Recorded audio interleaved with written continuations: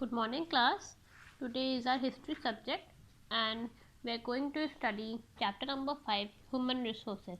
ठीक है, तो इसकी हमने इंट्रोडक्शन कर लिया था, topic distribution of population complete कर लिया था, डेंसिटी ऑफ पॉपुलेशन कर लिया था और factors affecting distribution of population complete हो गया था हमारा. ठीक, तो आज हम स्टार्ट कर रहे हैं the topic with the topic population change. ठीक है, पॉपुलेशन चेंज कैसे होती है, what are the factors and how what is the pattern through which it changes. ठीक, so class open up your book and come on to the page number 49. ठीक है, we will start. The population change refers to the change in the number of people during a specific time. ठीक है, जैसे 1950 में आप कह लो 3 billion थी India की पॉपुलेशन. ठीक, वर्ल्ड की पॉपुलेशन यू कैन से.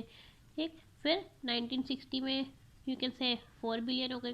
तो ये जो 1 बिलियन का चेंज हुआ, ठीक, तो it will be called as population change and the time period is almost 10 years. ठीक है, the world population has not been stable. It has increased manifold. This is actually due to changes in the number of births and deaths. ठीक है, कोई particular year में births का ratio was much higher than the deaths ratio, तो उधर क्या हो जाएगा, उस टाइम पीरियड में द पॉपुलेशन विल इंक्रीज. ठीक है, for an extremely long period of human history until the 1800s, the world population grew steadily but slowly. ठीक है, लॉन्ग पीरियड ह्यूमन हिस्ट्री में रिकॉर्डेड है कि up to the period of 1800s जो world की population थी वो बहुत स्टेडीली ग्रो कर रही थी. ठीक है, it was growing but not at a very fast pace. ठीक है, it was growing at a slow pace. Large number of babies were born but they died early too as there was no proper health facility. ठीक है, birth rate ज़रूर बहुत ज़्यादा था मगर at that time there was no proper health facility. ठीक है, जैसे आजकल वैक्सीनेशन लगती है, ठीक, और जो है caesarean C section operation is available, तो ये सब उस टाइम पे अवेलेबल नहीं थे. तो that is why when the babies were born they died very early. ठीक है, most of them died. Sufficient food and basic amenities were not available for the people. ठीक, as a result the total increase in population was very low. ठीक है, proper health facilities नहीं थी, food and basic amenities provided नहीं थी, तो इसके वजह से जो इंक्रीज़ हो रहा था पॉपुलेशन में वो बहुत स्लो हो रहा था and it can be said that the population increase was very low. In 1820 the world's population reached 1 billion. ठीक है, 150 years later in the 1970s the world population reached 3 billion. तो आप इसमें देखो इस पीरियड में 1820 से लेकर 1970s में फूड एंड बेसिक एमिनिटीज़ मिलना शुरू हो गया पीपल को, और उसके साथ ही प्रॉपर हेल्थ फैसिलिटीज़ में भी इंक्रीज़ हुआ, उसमें डिमांड और इंक्रीज़ दोनों बढ़ा. ठीक है, तो उससे क्या हुआ, 1 बिलियन से it reach 3 billion around only 150 years.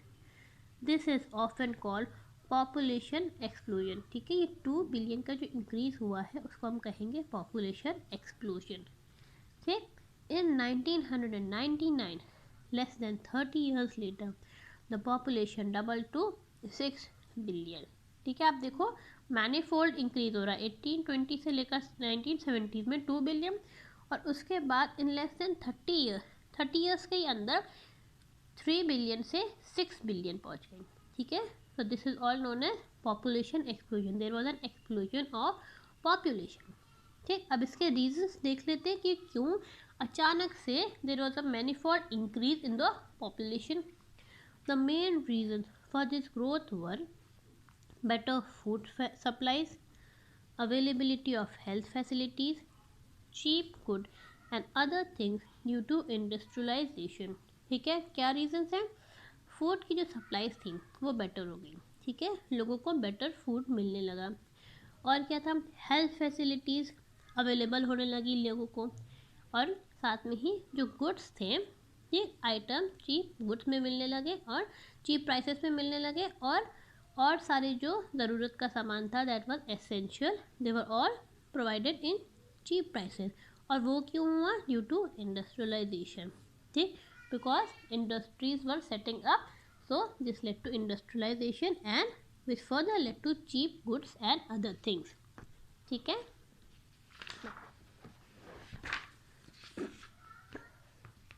Natural growth rate, that is the difference between the birth rate, death rate and migration are the main factors responsible for population change of an area, ठीक है। इसको आप underline कर लो। Natural growth rate क्या होता है? Difference between birth rate, death rate और migration, ये डिपेंड करता है, ठीक है।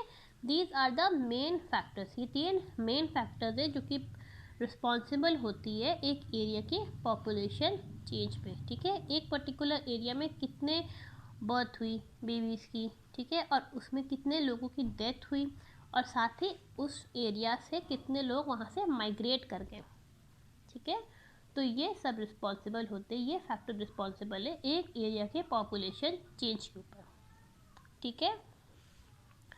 Births are generally measured using the birth rate, that is the number of living births per 1000 people. Birth rate क्या होता है? कितने नंबर ऑफ बर्थ्स हुए पर 1000 पीपल, ठीक है। और डेथ क्या होता है? Death rate, deaths are usually measured using the death rate, that is number of death per 1000 people, ठीक है। कितने डेथ्स हुई पर 1000 पीपल, ये हो गया death rate. Migration is the movement of people in and out of an area, ठीक, कितने लोग माइग्रेट कर गए एक पूरे एरिया से, that is known as migration.